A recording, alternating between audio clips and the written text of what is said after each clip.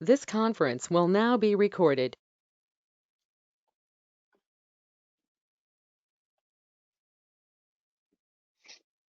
Sally, are we ready? Larry, are we ready? And I'll let you know in just a minute. Okay.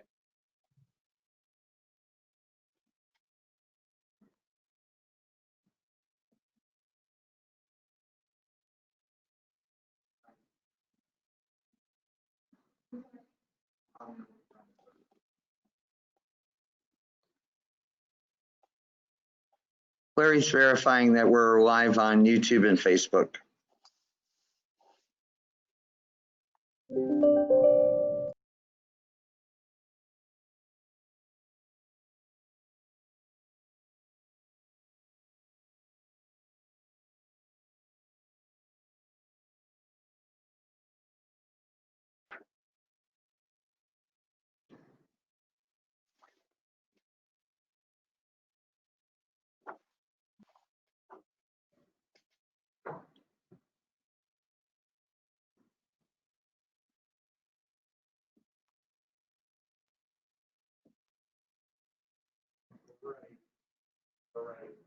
Okay, we are ready to go.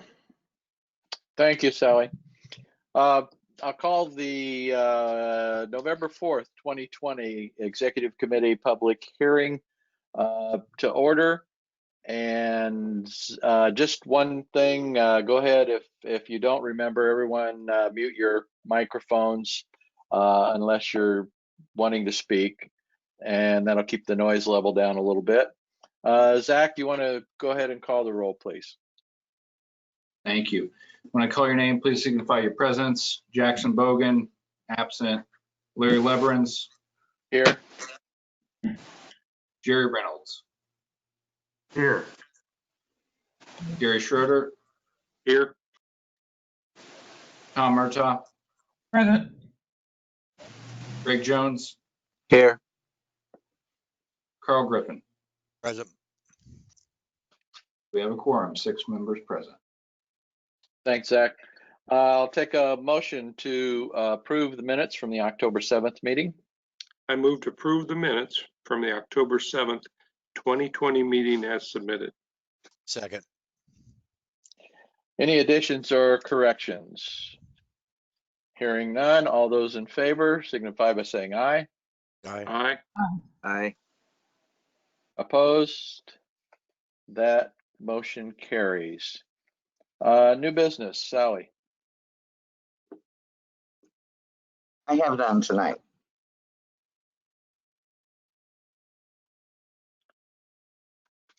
Do you want the continuation? Yeah, we've got one continued case, Sally. Right, but that's not new business. Well, okay. Okay, what is it then? Because that's where it is on my sheet. Well, we normally discuss it under new business and then we make the motion under the public hearing. Okay. All right, so under the public hearing, let me read my little speech here. For those of you unfamiliar with our procedures, the commission would like you to know the following.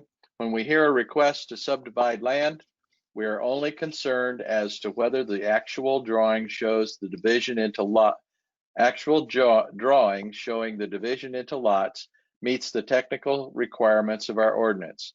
The question of appropriateness has already been determined. Anyone wishing to make comments or provide us with information regarding any subdivision petitions will be given the opportunity to do so. We are a 7-member body, and a majority of 7 is 4, regardless of how many commissioners are actually present. At least 4 votes in favor or 4 votes against are required for our action to be official. If fewer than 4 of us agree to either approve or disapprove an action, that case must be heard again next month. Our vote on a request to subdivide is final. When addressing the commission, please state your name and address for the record. Please limit your statements to no more than 5 minutes, and we ask that you not repeat what others have already said. Cell phones must be turned off while the meeting is in session. If you need to make a call, please step out of the room or mute yourself before using your phone. All exhibits presented to the commission become the property of the commission. Gary. I move that there be incorporated into the public hearing portion of each application be heard this evening and to become part of the evidence at such hearing, the Unified Zoning Ordinance, the Unified Subdivision Ordinance, the Comprehensive Plan, the bylaws of the Area Plan Commission, the application and all documents filed therewith, the staff report and recommendations on the application to be heard this evening or this afternoon, and responses from checkpoint agencies. I second that. All those in favor? Aye. Aye. Opposed? Motion carried. Now, do we want to get the continuation? I move to hear and vote. Let me do the continuation. I move to continue S 4950 Bridge Creek Ridge Subdivision minor sketch to the November 18th Area Plan Commission meeting. I second. All in favor? Aye. Aye. Aye. Opposed? Motion carried. Start with the first subdivision. I move to hear and vote on RE 0076 Abingdon Subdivision Rural Estate Preliminary Plat. Second. Kathy. Okay. Petitioner's property is located at the south end of Chepstow Lane, which is a private drive. It's just south of County Road 125 North at its intersection with 750 West. As you can see, it's 11 acres. It's already zoned RE, rural estate. It was rezoned in 2003 when there was a conditional primary approval for a rural estate by the same name at that time. However, that approval lasts for 10 years and it's been past that 10 years. And so it's expired. So now they are back with the same, I believe it's the exact same lot configuration as before. The property is surrounded by AW zoning. There's Indian Creek floodplain to the east. The Wabash River's to the south. Here's a look at the aerial photograph. You can see there's several parcelizations that use Chepstow Lane for their access. Here's a closer look at the property. Here's a look at the preliminary plat. You can see the contour lines which show the hillside there. Although there is enough land that's flat enough to handle septic system and a house on each of the 4 lots. So Chepstow Lane will be extended south and it will be constructed to the standards of a private rural estate road. Each lot meets the minimum lot size of 1 acre. Over half of the land is wooded, which is a requirement for a rural estate. And the subdivision is located more than half a mile from the nearest sanitary sewer. Petitioner has requested permission to bond, and there are 9 conditions, all of them standard. We are recommending conditional primary approval. Thank you, Kathy. Does the petitioner or the petitioner's representative want to make a presentation? My name is Bob Gross from RW Gross & Associates, 420 Columbia Street. Not really. I think the this just kind of got forgotten for a while, and we're wanting to do the subdivision and bring it up. The conditions are fine. We appreciate your consideration. Okay, thank you. Committee, do you have any comments, questions on this one? Okay, hearing none. Sally, Ryan, you want to give me a minute for any citizen comments? I started the timing, and just for your information, there are no citizens in the meeting room for any of the cases. Okay, thank you.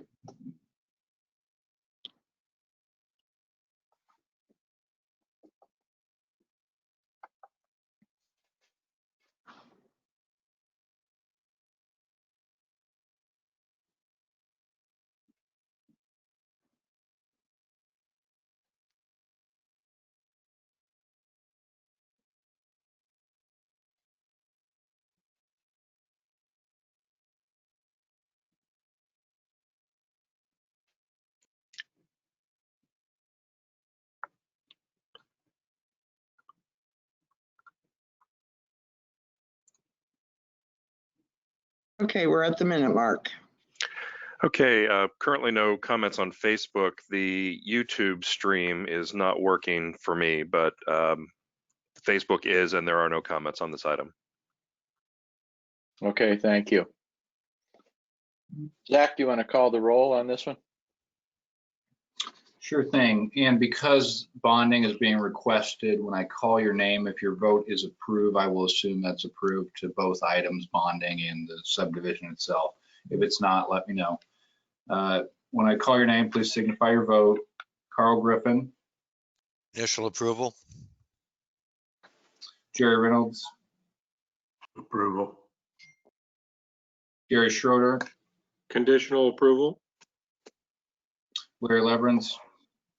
Conditional approval. Tom Murtaugh. Conditional approval. Greg Jones. Conditional approval. 6 votes in favor of both items. You do have ballots on those. If you could please get those submitted, and Roberta, let us know when you get them. Thank you. Mine was conditional, but I forgot to hit my on button. You can redo that if you'd like. No, just the microphone. I already had the other.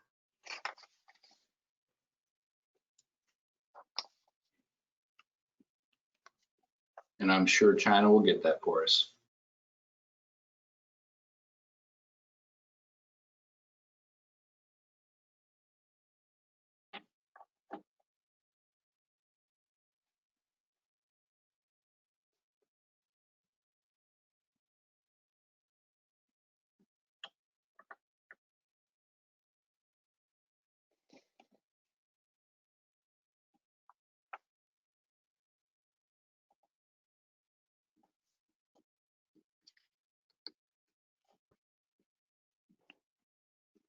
I've received written ballots from each member confirming the voice vote. 6 to approve, 0 to deny. Thank you very much. Gary, on Hardin subdivision. I move to hear and vote on S 4947, Hardin subdivision, a replat of Lot 1, minor sketch.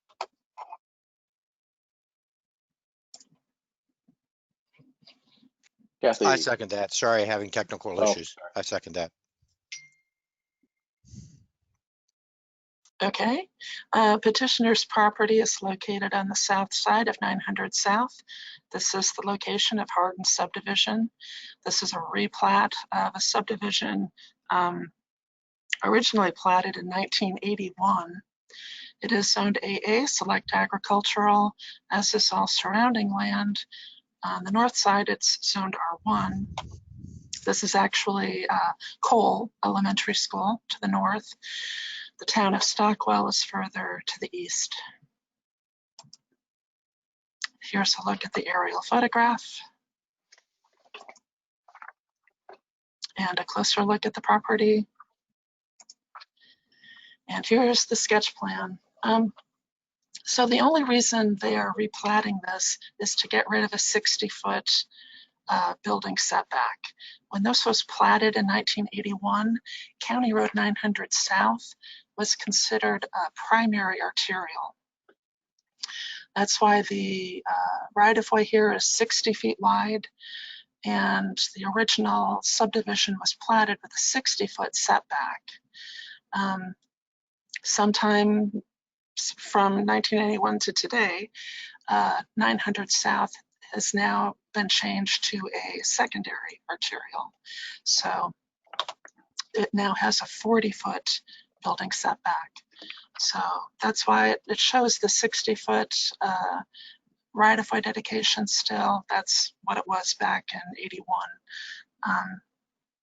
The only change is this setback is now 40 feet instead of 60 feet. I believe this will allow them to add on to the front of the house, a porch or something. So that's basically it. There are 3 conditions of approval, all of them standard. And we're recommending approval conditionally. Thank you, Kathy. Does the petitioner or petitioner's representative want to make a presentation? Hi, again, Bob Gross from RW Associates. Kathy explained it very well. The folks were, the owners are wanting to build on to their house and discovered that they had such a huge setback in the front, and so that's why we're here. We appreciate your consideration. Okay, thank you. Do any members of the committee have any questions or comments?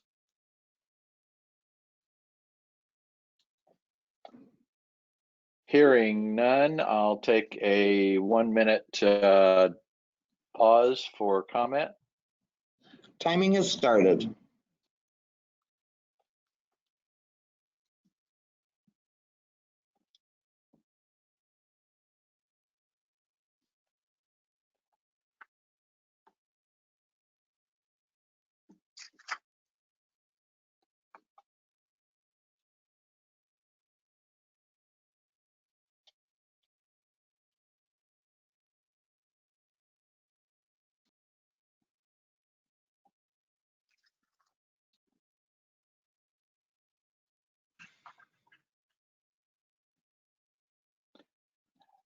We need some Jeopardy music or something during this 1 minute.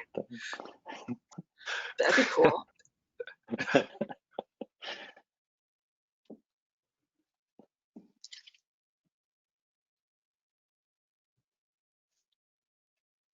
Okay, we're at the minute mark.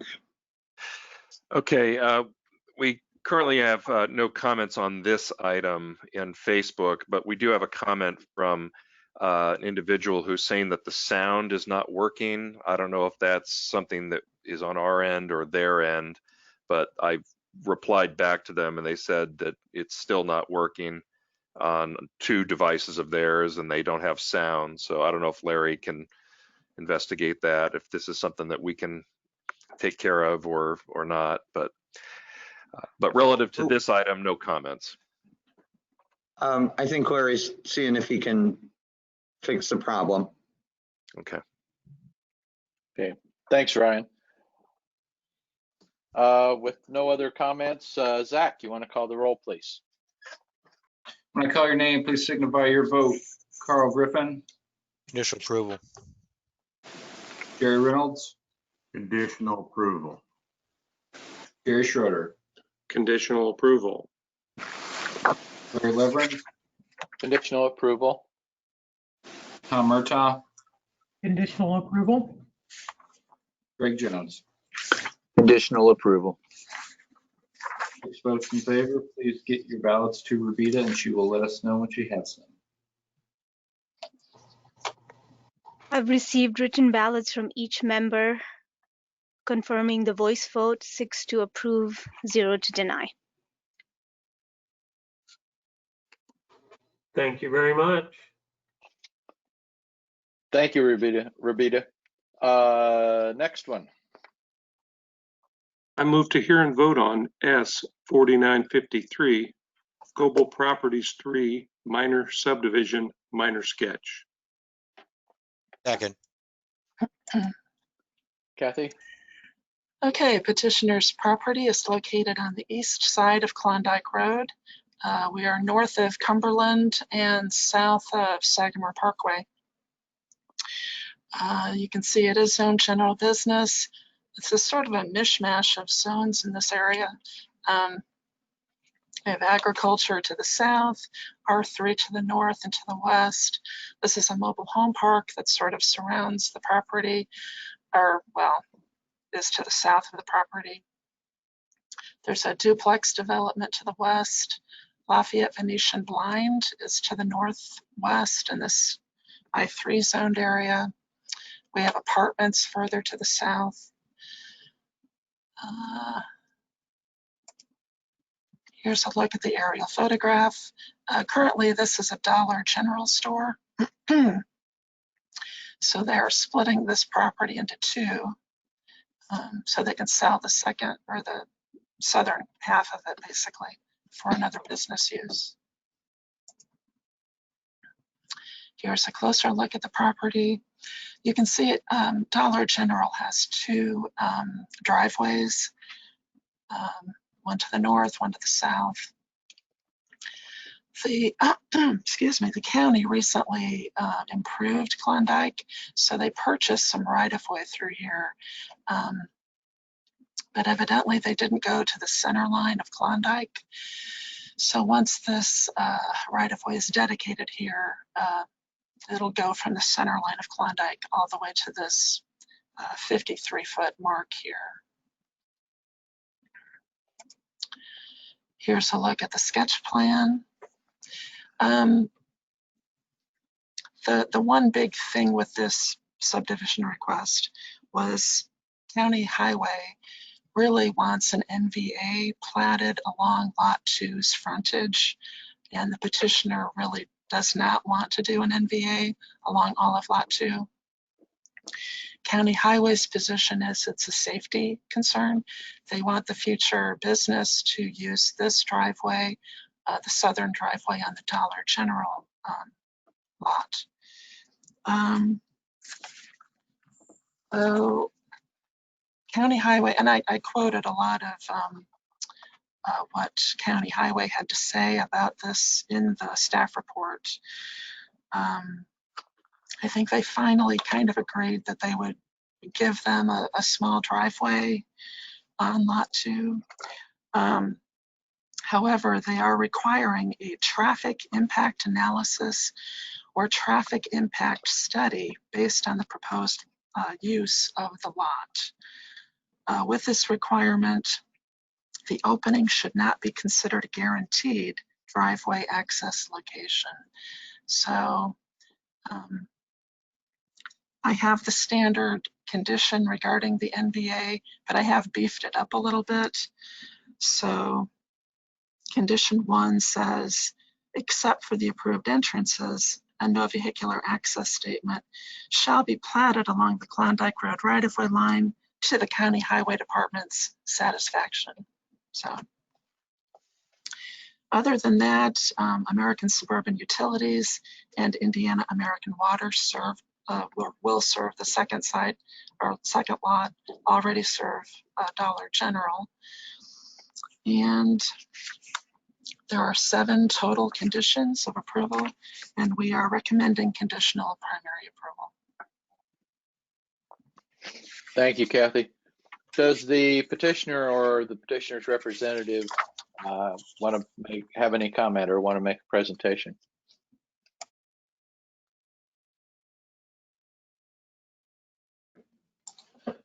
Roger, we're not getting any audio.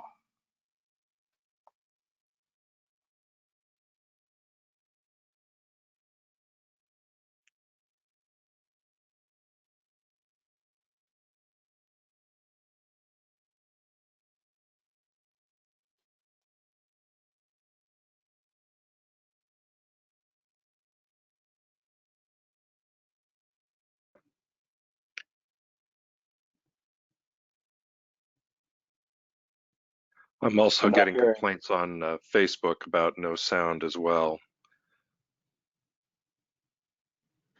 I think the only way we're going to be able to troubleshoot the sound, which is going to be problematic, especially for Ordinance Committee, if participants can't hear, is for us to stop the system and restart and everybody log back in and see if we can troubleshoot it from that point.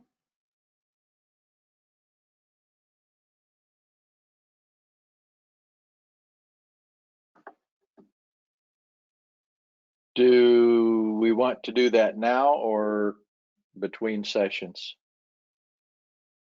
Well, did Roger want to say anything? He shouldn't have this problem because he's on GoToMeeting.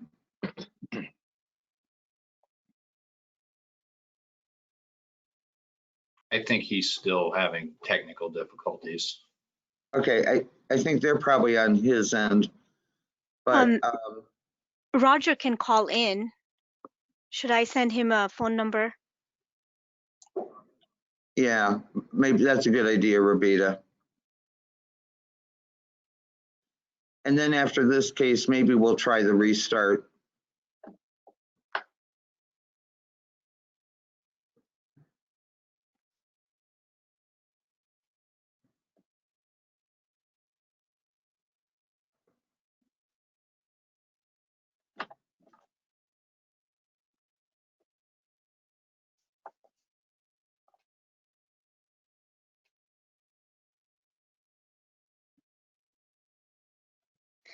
Okay, Roger, I sent you a message in your chat box.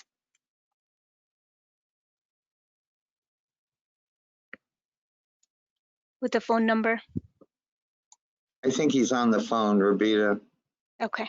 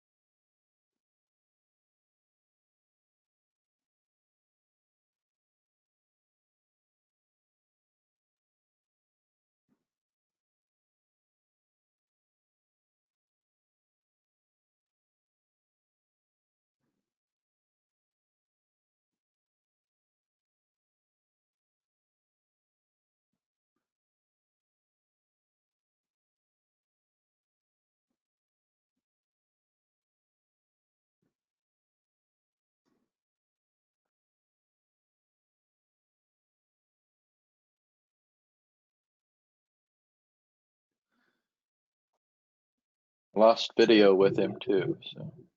All right.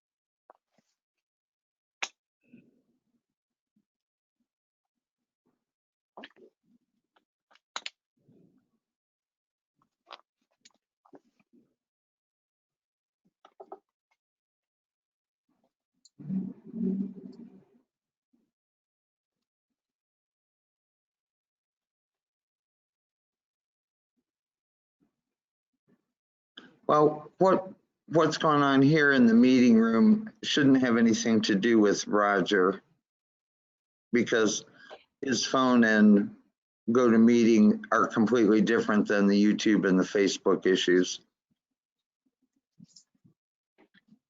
Is Gary Goebel online?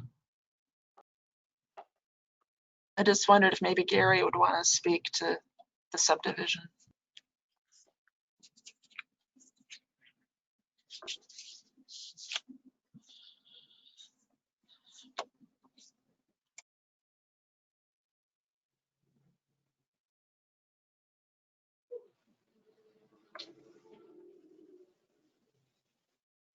I don't see any initials on the on the video part that would correspond to Gary Goebel.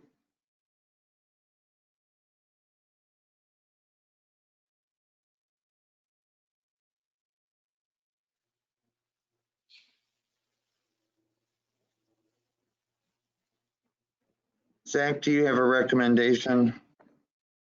Yeah, I think at this point, Larry, it's clear that Mr. Fine did want to present, but he's having technical difficulties. I think as long as there are no questions from the committee that are an imperative, and there's we can check for public comment. I think you guys just go ahead and vote on this.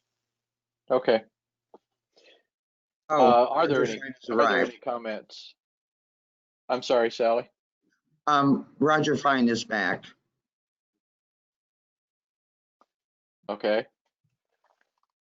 Hey, Roger, blink twice if you're in agreement with this petition and you agree with staff. All right, there we go. All right. Thank you, Roger. All right, public comments. Sally, you want to give me another minute here? Well, I think we've passed a minute, but if nobody can hear, they'll be typing in blind. All right. We're still getting complaints about the sound on Facebook, so obviously we don't. All right. But there are no comments on this item, but there is a sound problem. Any comments from members of the committee?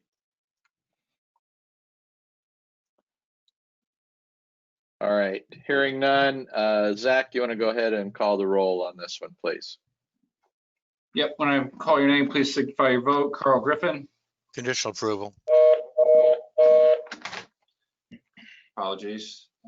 Jerry Reynolds. Conditional approval. Gary Schroeder. Conditional approval. Larry Leverins.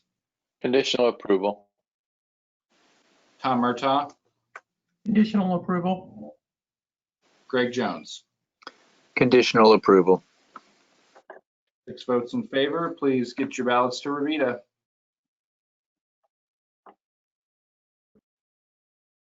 I received written ballots from each of the member who confirmed the voice vote, 6 to approve, 0 to deny the request. Thanks, Revita. Sally, you want to go ahead and reboot everything now, or? This is Steve Clevenger. You do have sound on Facebook now. Okay. So I think we'll not reboot. We'll just make sure that people know they need to be on Facebook if they are now on YouTube. Okay. All right, Gary. I move to hear and vote on S 4955, Sandhill Minor Subdivision Minor Sketch. Second. Kathy, again. Okay, petitioner has a 17-acre parent tract here on the north side of South River Road. We're just west of Newman Road. Wabash River's to our south. They are breaking out a slightly less than 1 acre lot right here where the house is, and then 16 acres will just be a remainder piece of property. Zoned R1, single family residential.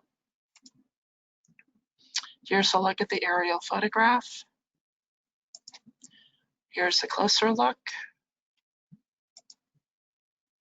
And here's a look at the sketch plan. Not a whole lot to this. We already have drainage approval from the surveyor's office. We have health department approval. Highway is not requiring a no vehicular access statement. There are 3 conditions of approval. We are recommending conditional primary approval. Thank you, Kathy. Does the petitioner or petitioner's representative want to make a presentation? This is Matt Holden on behalf of Star Associates, 215 Alabama Street. I think Kathy did a pretty good job covering everything that's going on with this one, so I'm here to field any questions if there are any. I believe Adam Sheffy, who owns this property, is also here. Yes, I'm on the call. I like what was said. It seems pretty straightforward. I don't have anything more to really add. Okay, thank you. Commissioner or committee members, do you have any comments or questions?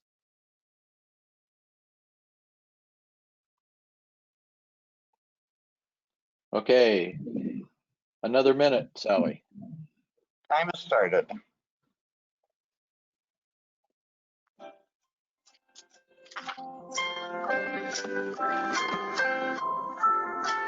I knew somebody would come up with it.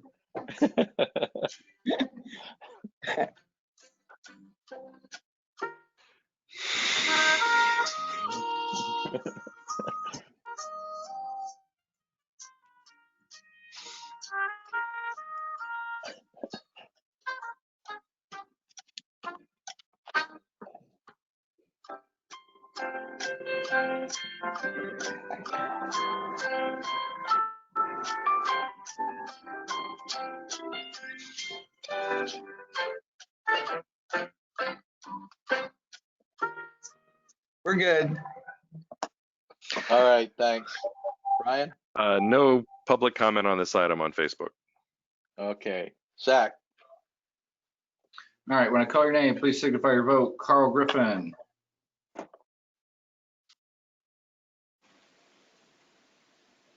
We'll come back to him. He may be having some technical issues. Jerry Reynolds. Conditional approval. Gary Schroeder. Conditional approval. Larry Leverance. Conditional approval. Tom Murtaugh. Conditional approval. Greg Jones. Conditional approval. Carl, are you back on? Okay, well, 5 votes in favor, that's approved. If you could please get your... I was going to say, Zach, I do have Carl's written ballot. Okay, thank you. Yep, we'll count it, that's fine.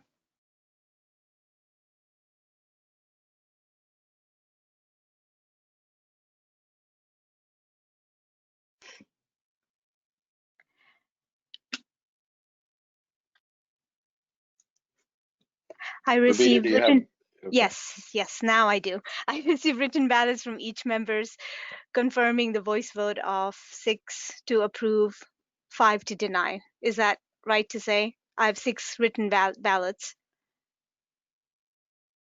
6 to approve, 0 6 to votes deny. in favor. 6 to approve, 0 to deny? Yeah. All right. All right, thank you, Rabita. Gary, approval of the November APC public hearing agenda. I move that the following resolution be placed on the November 18th, 2020 Area Plan Commission public hearing agenda. That'd be Resolution 2020-08, amendment to the McCarty Economic Development Area, a part of the McCarty Lane Southeast Industrial Expansion Development Area. I second that. All in favor? Aye. Aye. Aye. Opposed? That carries. Gary, subdivision. I move that the following subdivision petition be placed on the November 18th, 2020 Area Plan Commission public hearing agenda at petitioner's request. Placement thereon being without reference to compliance or non-compliance with the subdivision ordinance. S 4957 Discovery Park District Subdivision Phase 2 Major Preliminary. Second. All those in favor? Aye. Aye. Aye. Opposed? Motion carries. Gary. I move the following rezoning petitions be placed on the November 18th, 2020 Area Plan Commission public hearing agenda. Those would be Z 2810, Thayer's Enterprise Incorporated, R1U to GB. Z 2811, Antique Candle Works Incorporated, GB to I2. Z 2812, Matco of Lafayette 1 Incorporated, R1B to NB. Second. All those in favor, say aye. Aye. Aye. Opposed? Motion carried. Determination of variances. I move that the following requests for variance from the Unified Zoning Ordinance are not requests for use variance prohibited from consideration by ordinance and statute. Case 2020-18, Kevin Gillespie. Case 2020-19, Rebar Development, Chelsea Leiter Thompson. Case 2020-20, DAHM number 54 LLC. Case 2020-21, B&D Echo Investments LLC. Second. All those in favor? Aye. Aye. Opposed? That carries. Review and approval of the October budget report. I move we approve the October budget report as submitted. Okay, Kathy's got it up on the screen now for you too. A couple things. Because the Plan Commission hired the Mercer Group, the executive search firm, to work on finding my replacement, we needed to find money in the budget to pay them. So you will see that out of the personnel account under mid-year and year-end transfers, we were able to take $30,000 from that because during the early part of the pandemic, I was not hiring a replacement for the transportation GIS position. So that left some unspent money in that account. The county council, because it was a transfer from the personnel account into the professional services account, it took county council approval, which occurred at the beginning, the beginning of October. And now you'll see that $30,000 in the line item called other professional services. In that line item, if you move across to the expenditures this month, you'll see a $7,500 expenditure. That was the first payment to the Mercer Group, which has been made. The last item I'd like to talk about is under dues and subscriptions.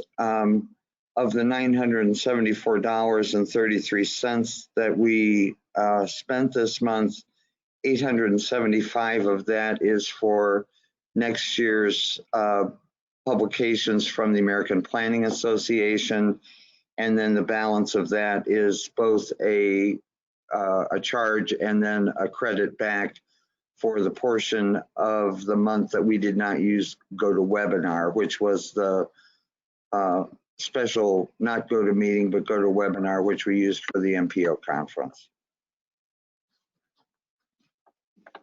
Thank you, Sally. All those in favor of approving the budget report signify by saying aye. Aye. Aye. Aye. I seconded the motion also. That motion carries. We don't have any other business, so Gary, I think it's your turn again. I move to adjourn. We are adjourned. Thank you.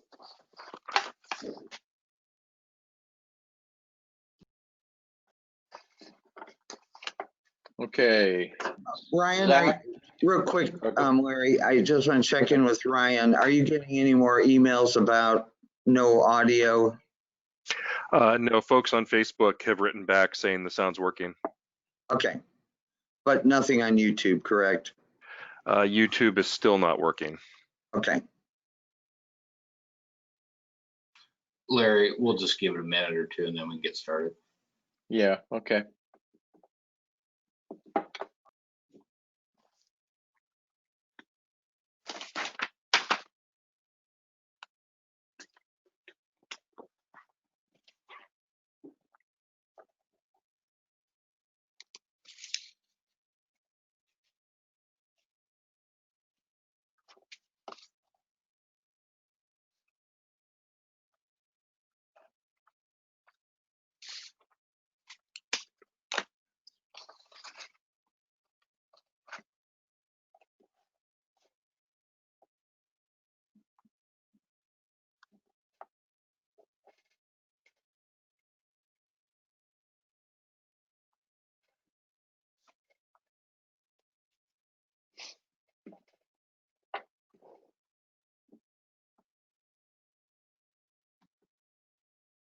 Larry Yes. Leverett, Larry Yes.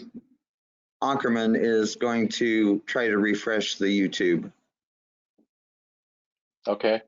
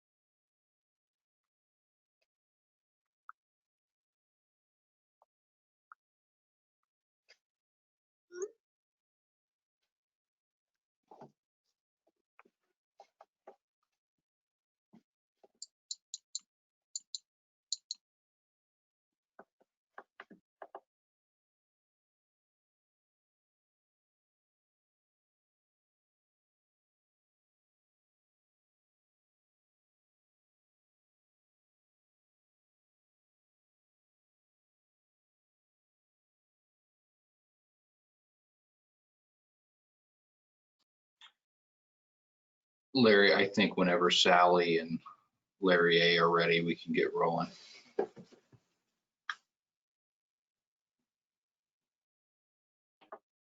Okay, thanks.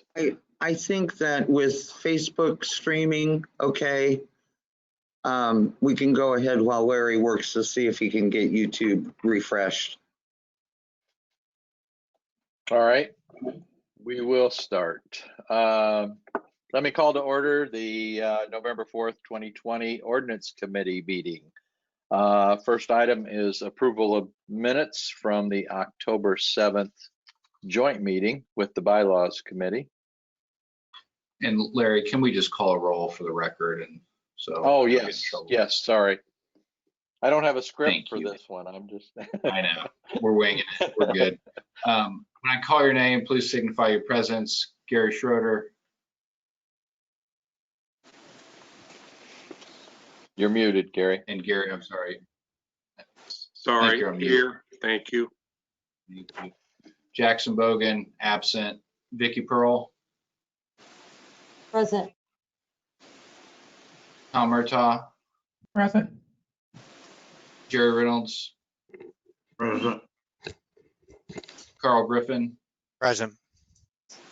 Greg Jones. Here. Larry Leverins. Here.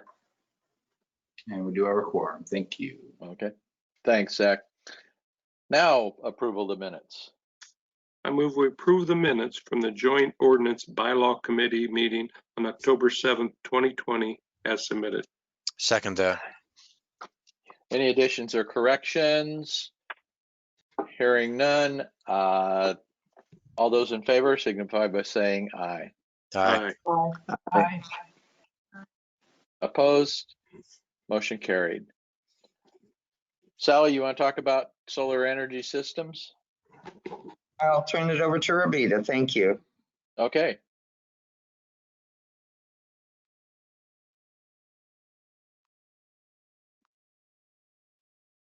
Thank you. Good afternoon, everyone. Last month, we briefly presented our solar ordinance to the committee, And task at hand today is to discuss each section shown on the screen. Can everybody see the screen that I'm sharing? Perfect. Yes. So the task at hand today is to discuss each USO section shown on the screen in relation to the proposed solar energy systems ordinance amendment. We can begin our discussion by addressing questions and concerns about each section in a chronological manner as shown on the screen, or we can do Q&A style session discussion on specific topic of concern about the draft solar ordinance that was presented last month. How would the committee like to proceed on this? We are fine with either option. Anyone have a preference? If it doesn't take too long, we could just run through every item and see if there's any comment or questions, and that way we probably won't leave anything out. All right, that's great. So would you like me to bring up the ordinance, the draft ordinance that was distributed with the packet on the screen? Would that help with our discussion? I think it would, if you can do that. Yeah, absolutely. There you go.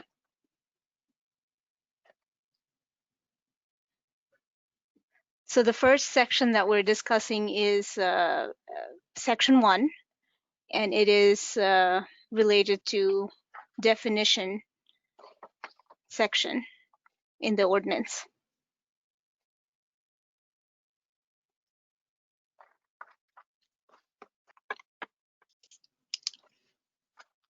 I think that's pretty self-explanatory, for me anyway.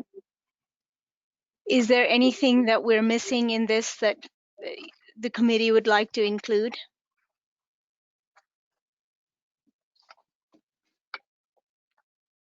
Just as a matter of refresher course, anything in the zoning ordinance that is in bold and italics is a defined term. So that's why you'll see, for instance, under the new definition of abandoned, in that definition, the term solar energy systems and SES are in bold italics so that you know that they are defined. And then you can go down and look at their specific definitions as another reference point.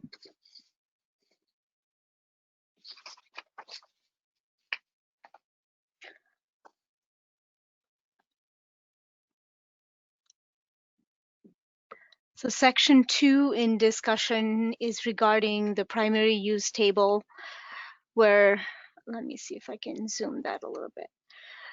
So we are in this section including 2 primary uses. One is large scale solar energy system, and the second one is the community scale solar energy system. Large-scale solar energy system would be permitted in all I zones and ag zones, as well permitted by right in industrial and agricultural zones, and by special exception in OR, office research zone. Community-scale solar energy will be permitted by right in all zones except floodplain zoning land. Rabita, the large scale is only permitted by special exception in the ag zones, not by right. Oh, yes, Right. I'm sorry. Yes, I misread that. You are correct. Special exception would be required for large scale in office research and all ag zones. And large scale solar energy system would be permitted by right in industrial zones. Thank you for catching that, Sally.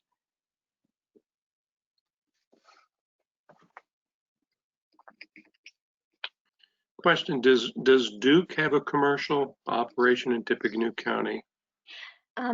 They only have a small operation in Tippecanoe County, research-based operation, which is in collaboration with Purdue University. Beside that, Duke is regulated by IURC, so the zoning ordinance that we are crafting right now would not be applicable to Duke Energy. Okay, that kind of answers my question. So they are conforming and That's will correct. be conforming. Thank Will you. be, that's correct. Zach, would you be willing to do a thumbnail sketch of what it means to be IURC regulated and what it takes to get out from under that regulation? And if somebody does it, what does that mean? Sure thing. And we talked about this, it's been a while, but I think last year this came up. So the IURC is going to regulate anyone under their jurisdiction. And if a utility provider, whether it be solar, wind, electricity, whatever, falls under the jurisdiction of the IURC, then they're going to be exempt from our zoning statutes, and that we can treat that as a general rule. However, many of the utility providers, especially as we saw in the solar and wind energy industries, seek to get out from under the IURC's jurisdiction. And there is a petition that they can file. There's a process. We talked about this last year at one of the Ordinance Committee meetings, where they can ask that the IURC grant specific exceptions that will render them not regulated by the IURC. If they're going to do that, though, then they will fall under our local zoning rules, and that's one of the things that the IURC looks at when they are deciding whether or not to grant the exceptions. So that's a big reason why staff has spent so much time trying to get a framework in place for those entities that are not going to be exempt and are not regulated by the IURC.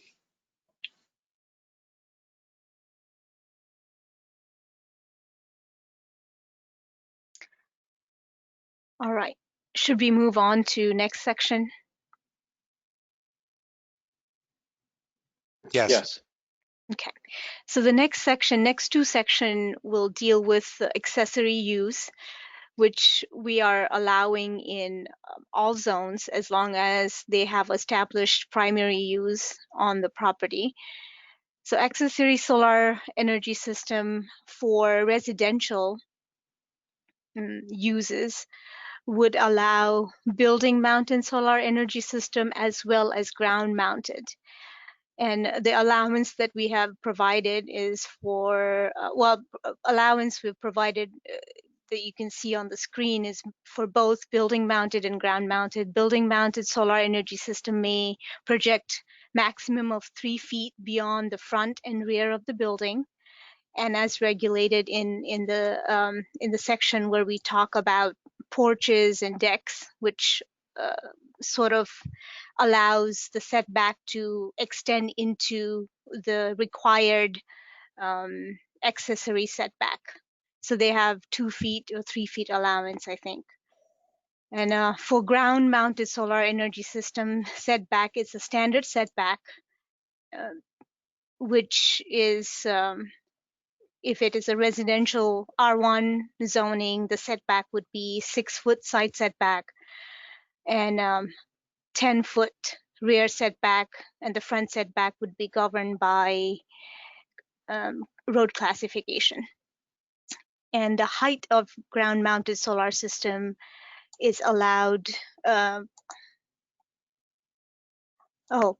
height we talk about it in a different section, I'm sorry. So in this section, we talk about the exemption from lot coverage requirement for ground mounted solar energy system, which is slightly different than other accessory structures where we include that in the lot coverage calculations.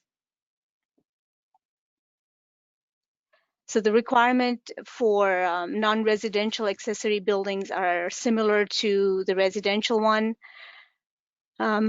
So the height section that I mentioned earlier by mistake is in section 5, where we're allowing ground mounted solar energy system to be as tall as 15 feet. And building mounted energy system may exceed the maximum height of the building on which it is located by 5 feet.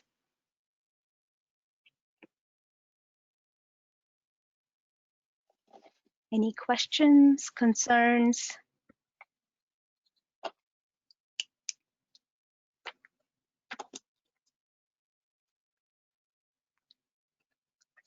None? I'm good. All right. Let's get on section 6, which deals with large-scale solar energy system. So in this, we have included some of the regulations that are development standards. So the way that we envision implementing this is that when an applicant comes in with a proposal for a special exception or a by right development, let's say, for example, if they propose a special exception in an agricultural zone, the proposal will have to meet all the development standards of agricultural zone. And beside those development standards, we would also review, we will require the additional development standards that we're discussing today for those large-scale solar energy systems. Except there are a few things that are not applicable for this type of development. For example, lot coverage in agricultural zones would not necessarily apply for this use. Therefore, that has been exempted from this particular use. We talk about planting different pollinator-friendly plants and species along with the solar installation in order to conserve the agricultural land. Beside that, there are a list of various development standards that's required when they apply for an improvement location permit. So we'll be reviewing various setbacks from solar panels, mounting devices, and then also there are different types of setback, especially if they are close to residential property, residential use, or residential zone. So this is the distinguishing factor between large-scale solar energy system versus community-scale solar energy system. The height shall be calculated from the distance, but the height would be dictated by the zoning designation, underlying zoning designation. So in agricultural zone, for example, would be 35 feet is the maximum they could go. Another thing that we've included is the 36-inch above the ground level space between the panels and the ground, so that different native species could thrive in this scenario. Let me share I have a slide deck with different solar resource, which may be helpful in this case. So this is an example of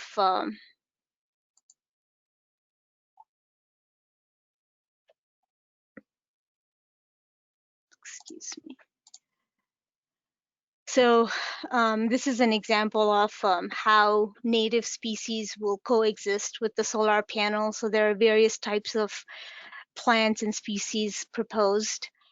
So this height, if we can maintain a 36-inch space between the ground and the low level of the panel, the variety of species that could be installed on site increases greatly, is what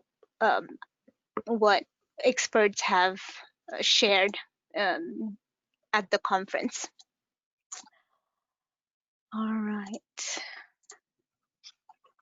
And security fence comes from our ordinance, where we have similar security fence requirement for some of the other open uses. One of the items that we've included is that transmission lines be underground and completely shielded against shock hazard for safety. Other than that, a lot of the other requirements are similar to what we already have in the ordinance for other types of large-scale developments. Stormwater management, buffer yard requirements. Let me talk a little bit about the buffer yard requirements. So the buffer yard requirement in this particular type of use may not be as beneficial because of the various shading difficulties for the generation of electricity on site. So we have provided an option where buffer yard requirement could be waived by the administrative officer based on a different, site-by-site basis. It gives them some leeway into requiring buffer yard in areas where there are somewhat heavy residential development. And if there is just industrial development, they may not require any buffer yard.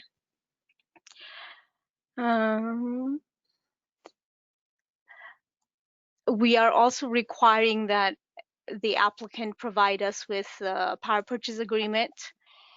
Well, the intent of this is primarily that we receive an application either for special exception or by right development at a development phase from the applicant where they are ready to break ground, not in the initial phase where they are still doing the feasibility study of the project.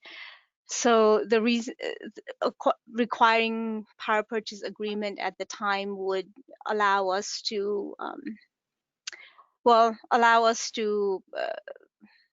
see credibility of a solar developer at the time they file a permit or a special exception request. So next big item is any questions so far? I'll just add one thing. When somebody, the whole concept of a special exception is that it is the very last approval needed prior to obtaining a building permit. So to have everything lined up, including their executed power purchase agreement, is sort of the last step in making sure that they're ready to go from the special exception immediately to the building permit. And that prevents unnecessary speculative activity, so that we're sure if somebody's going for a special exception, they're really ready to and committed to creating this solar farm. And Sally and Ravita, if you wouldn't mind, I just have one thing I want to add, sort of, I think it's timely here. So from legal's perspective, there is a statute, we've talked about this in the past, it's basically a reasonableness statute, and it's arguable whether it even applies in these situations, but it is staff's opinion, and I think we've talked about this a long time ago, that everything in these restrictions and probably more towards the large scale are reasonable based on sort of the industry we're talking about here. And in addition to being reasonable, are necessary just to protect the community property and community safety. Is that fair? That is absolutely true. Okay, so we'll note that in our minutes, and if there's any other questions on that, I think any of the three of us will be happy to address the committee. So if I can insert a question, this is Carl. So obviously, from time to time, something goes to, so this will go to the BZA for the special exception. Is that correct? That is correct. And of course, from time to time, something does not get approved at the BZA. We're assuming that when such a plan is brought to the BZA, it's going to come with the approval of the professional staff, right? When you say professional staff, do you mean APC staff, or are you talking about? Yes, that is correct. Right. So it's going to come with a thumbs up from you, so that the members of the BZA might have questions, certainly, but they're less likely after the proposer of this large scale solar energy system, it's not very likely that at the end of all of this time and money investment that they have put in, it's not likely that their special exception isn't going to go through, if you'll permit the couple of negatives in the sentence. That is correct. Is that clear and correct? That is a fair assessment also from some of the other special exceptions that we review. For example, cell towers, we rarely deny those requests, even when we do our own staff recommendation, unless there is a significant disadvantage to the community. So these will be of similar nature. Thanks for clarifying. And in fact, we would not allow one of these to get to the BZA if they weren't already meeting all the requirements. Or in, I suppose, a rare case, they might apply for a variance to, say, reduce a setback or something like that. But that would have to be heard and approved before the special exception would be eligible for approval. Okay, good, thanks.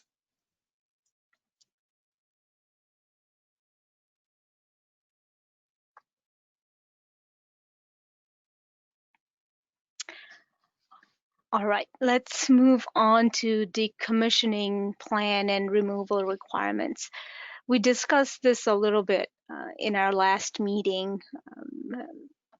It is pretty simple in that we have done something like this for wind energy systems in the past. So the decommissioning plan that we've proposed is somewhat similar to what we already have for another system. However, the only difference that I'd like to point out is that we are requiring bonding review every 5 years to make sure that we have the most current estimate for the decommissioning portion of this project, of the project.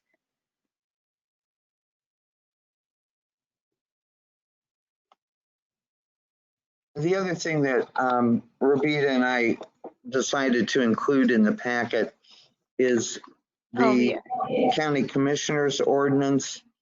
That was the follow-on ordinance to the zoning ordinance's original wind energy. And so we wanted you to see what was in the county's wind energy decommissioning plan requirements, and so that you could compare them and potentially take any parts of this that you thought were appropriate into the solar decommissioning plan. I have it here. So I did a little text. There you go. I think that's, I put the text on the screen for you to read. That's a portion of decommissioning plan from wind energy conversion system. It's from the county's ordinance, not from the unified zoning ordinance. And then, unless there are any changes you'd like to make to this, I think the last piece that we'll need to work out between Zach and probably Jackson Bogan's expertise is what are we actually collecting in terms of money? Are we collecting the full amount of the decommissioning cost, or are we only collecting what the premium would be to keep that bond in place? And alternatively, if somebody doesn't use a performance bond and they want to use a certificate of deposit or another financial instrument, again, is that for the full amount of the decommissioning, or is that some lesser amount? So those little details, I think, are yet to be worked out.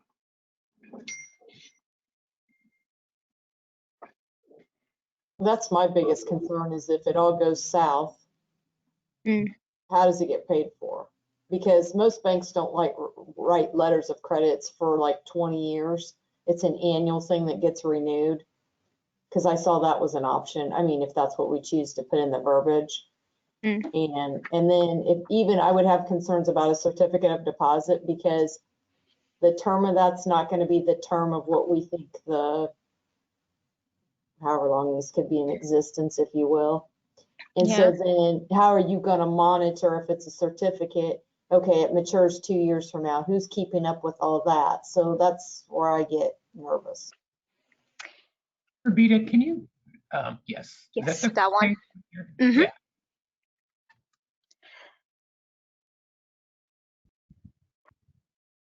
Sally, don't we have a way to track bonds with subdivisions? Well, it's just by using a, putting it in a program that alerts us when there's a couple months out from something expiring. Okay. So I agree with Vicky. I do. The letter of credit is the most burdensome to staff. And I think we do need to take into account what staff is going to have to do to make this work, and what can we make the responsibility and guarantee of the developer of the solar energy field. So yeah, I think those are valid issues that still need discussion. Sally, have you checked with counterparts across the state to see what they've done in this case? Yes, they also use all the forms that we have mentioned here on the screen. But however, what if I'm hearing what Vicky's concern? She's saying letter of credit is may not be something that we want to include because of its procedural inefficiencies. Is that right, Vicky? Well, I don't want to speak for all banks in our market. I'm just not, and maybe Gary, if he has any knowledge, I don't know. I just know most of the time when I'm writing a letter of credit for a customer, it's usually a 1 year to a 2 year term. It's not something that's a 5 year term or something like that. So, okay. I think having the control on the front end is going to determine this. I've seen banks write letters of credit for court cases longer than 2 years, but I agree with Vicky, it's rare. And they're going to know that going in.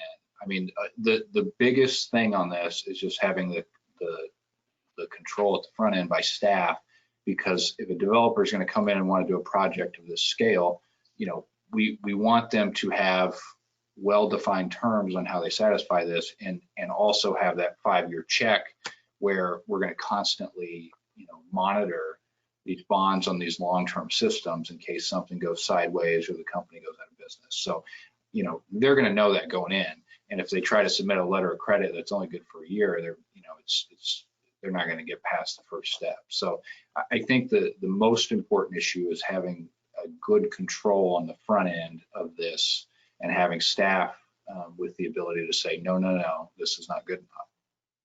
All right.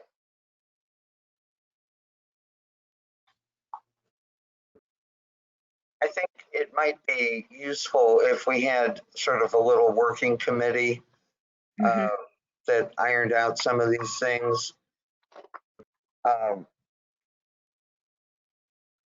I think a couple staff members and Zach, maybe Vicky, maybe Tom, maybe Gary, Jackson probably from the bond end. And we'll better define this so that we're sure that we get a methodology that both protects the community, protects the county, and also is not entirely burdensome to staff.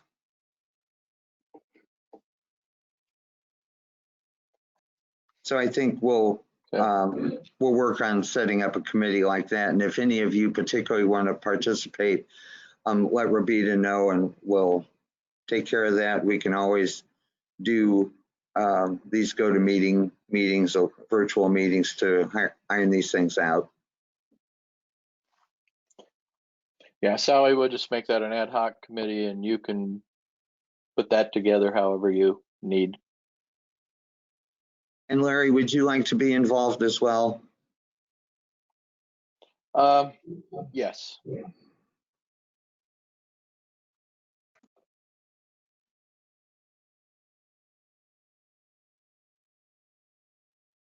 Tom, did you have a question for me earlier? I did, but it was in regard to looking at what you're sharing right now. Yes, and I answered that, right? Did I answer the question for you? Okay, good. Yes, thank you. So should we move on with our task at hand? All right. Go ahead to section 7. Yeah. If I can find it, just give me a second. I'll pull it up on screen.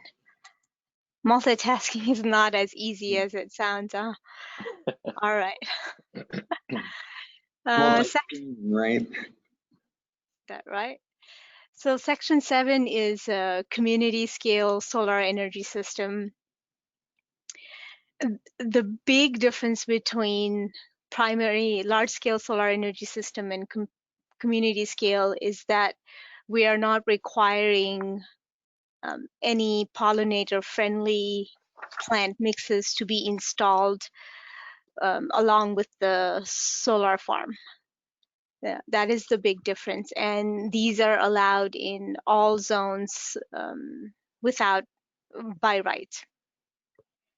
And there's some minor distinction where we are allowing, the setbacks are slightly different than large scale, because there are a lot of areas within urban settings where a larger setback would not be practically possible to obtain. Beside those few minor changes, minor differences, community scale solar has similar requirements, including the decommissioning plan and removal requirements, which is almost identical to the large scale solar energy systems.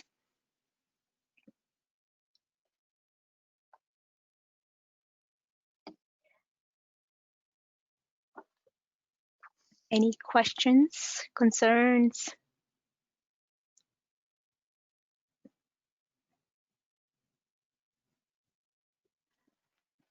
And just a little refresher, the idea of the community scale is that this kind of installation would provide electric power, say, to a shopping center or to a single family subdivision or an apartment complex or a mixed use building, so that there might be excess energy produced, which could be a trade-off with the utility company.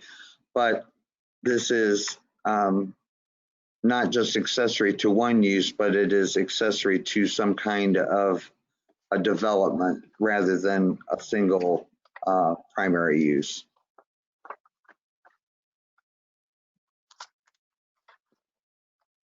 Rabita, this is well, it's not a new technology, but it's a technology that we're seeing more and more of.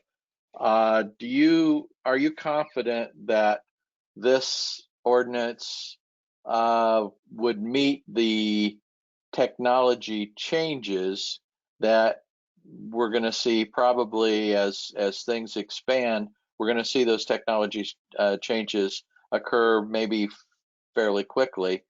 Is this ordinance, do you think, flexible enough to meet the needs of that changing technology?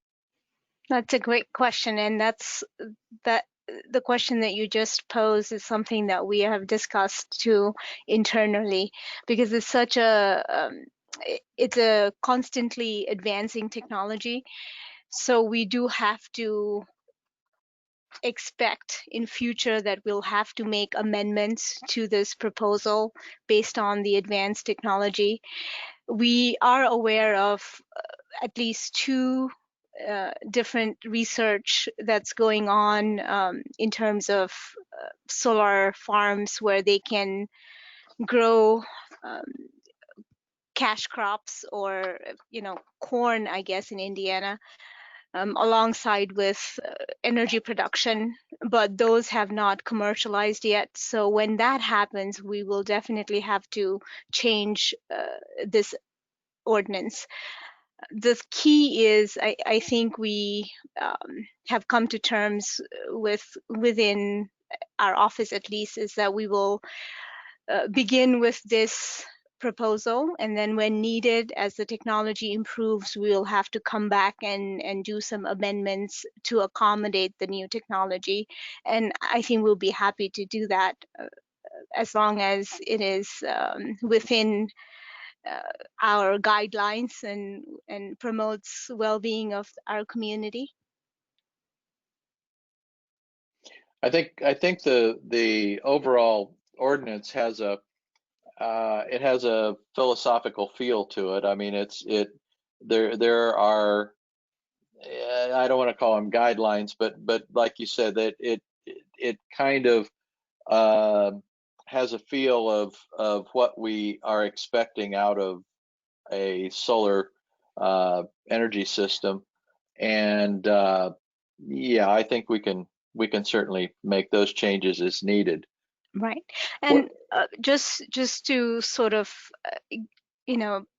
provide a little bit of maybe confidence in what we are proposing, we have looked at a lot of communities around us in Indiana and also out of state to come up with this proposal. It's not something that was created out of thin air. We have a lot of background research to back up everything we have proposed in here.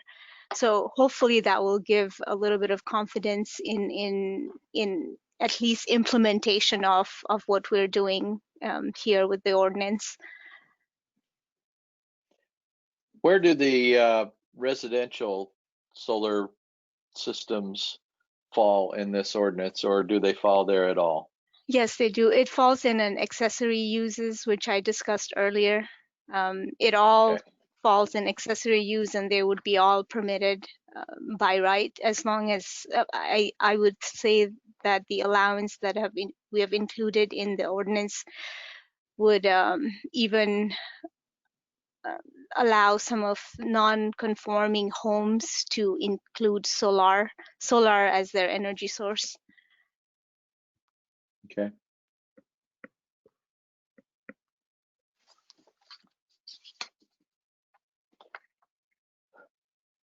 Any other comments or questions?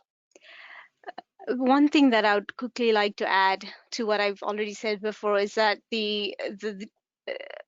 with the community scale solar energy system, we are allowing building mounted systems as well as ground mounted, because as Sally mentioned earlier, if there are some large scale businesses who would want to use their roof as the solar installation for energy generation for their use, they would have ability to do that. And same with apartment complexes, where they may have a little more space in one unit, one building, and not on the other. They could use the roof surface for the solar and generate energy for the use.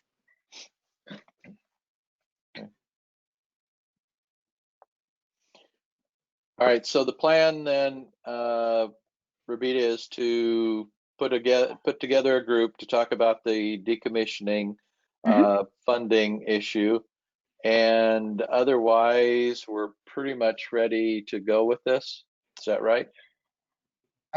My recommendation would be that the committee work very hard to complete its work by the next ordinance committee meeting. That would also give the public one more month to comment, which hasn't happened to date, even though we know there's been a lot of interest.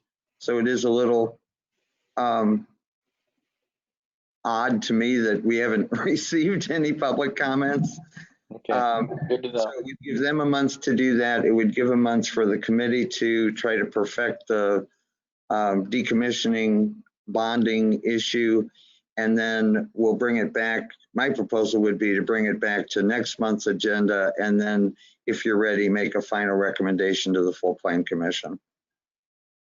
Okay, that sounds good. We will do that. And any of those people who are listening in, if you have comments, please get them to us so we can take a look at that. And we'll have this on the agenda for next month. Okay, any other comments or questions? One question, Gary, here. As we talk about decommissioning, I think it's one thing to decommission a wind tower, which would, I think, be pretty expensive, and to decommission solar panels may not be as significant, but it might be helpful if we knew what that number was when we start talking about bonding. I don't think that's going to be a very big number. Yes, I do have some references that I can share on that number, although the ones that I have available are probably 2-3 years old, so I can share that with the committee. Okay, very good. I'd say nice job, Rabita and staff. As you look, as was mentioned, new technology, and I know with the wind towers, we spent a lot of time, and we even went back and tweaked that ordinance as needs required, and I trust we can do the same with this ordinance as we find new things. So thank you.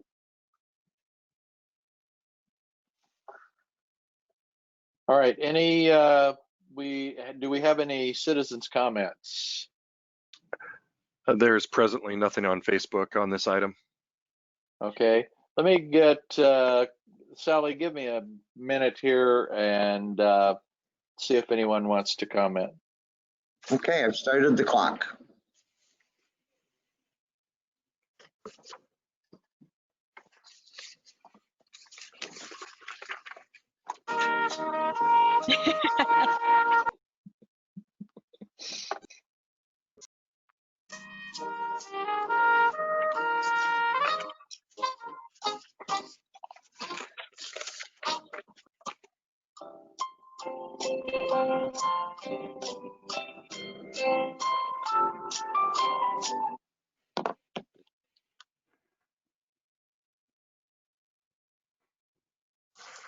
Okay, we're at the minute mark.